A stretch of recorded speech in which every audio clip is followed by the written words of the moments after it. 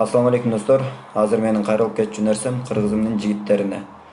Өзүңүздөр көрүп атасыздар, акыркы бир айдын ичинде Баткенде жана Кочкордо күйөөсүнүн ортокмогунан 2 аял каза тапты. Жана ушундай эле ушулар тынбай болуп келет.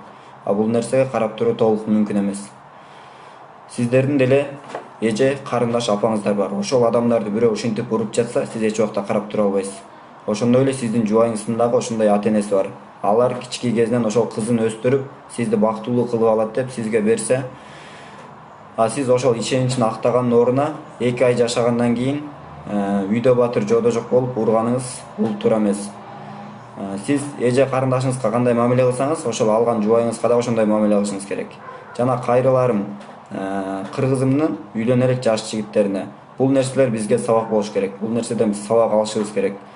Сүйлөшүп жүргөндө сүйөм, күйөм деп алып анан жашагандан кийин кайра урган бул эч убакта туура эмес.